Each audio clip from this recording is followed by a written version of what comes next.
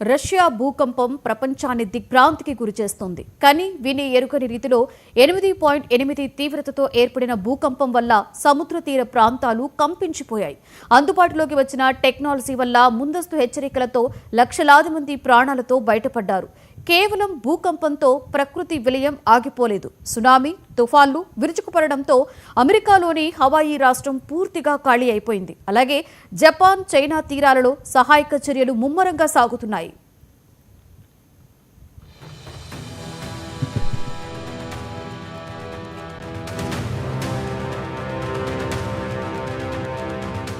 Tsunami ఉవ్వెత్తున విరుచుపడడానికి ముందే అమెరికాలోని ద్వీప రాష్ట్రం హవాయి మొత్తం అప్రమత్తమైంది. ప్రభుత్వం హెచ్చరికలు, ప్రమాదపు సైరన్ల మోతతో వాతావరణ యుద్ధ పరిస్థితిని తలపించింది. గతంలో ఎన్నడూ లేని విధంగా 1000 ఏళ్ల తీర ప్రదేశం మొత్తం బోసిపోయేలా ఖాళీ అయింది. ప్రజలు అత్యవసర మందులు, ఇతర వస్తువులతో బైకులు, కార్లు, బస్సుల్లో ఎత్తైన ప్రాంతాల వైపు పరుగులు తీశారు. భారీ సంఖ్యలో వాహనాలు రోడ్లపైకి రావడంతో భారీగా ట్రాఫిక్ జామ్ ఏర్పడింది.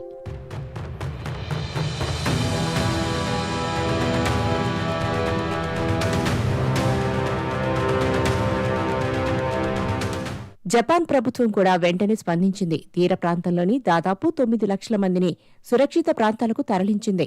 మన పొరుగు దేశం చైనాకు కూడా ప్రకృతి విపత్తు ముప్పు పొంచి ఉంది. షాంఘై నగరం చుట్టుపక్కల తీర ప్రాంతాల్లో సునామీతో పాటు తుఫాను ముప్పుతో వేలాది మందిని ఖాళీ చేయించారు.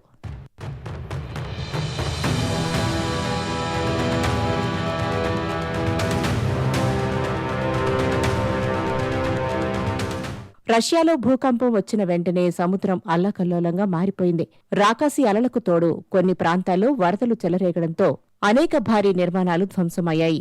రష్యా వెంటనే అత్యవసర పరిస్థితిని ప్రకటించి సహాయ బృందాలు రంగంలోకి దించింది.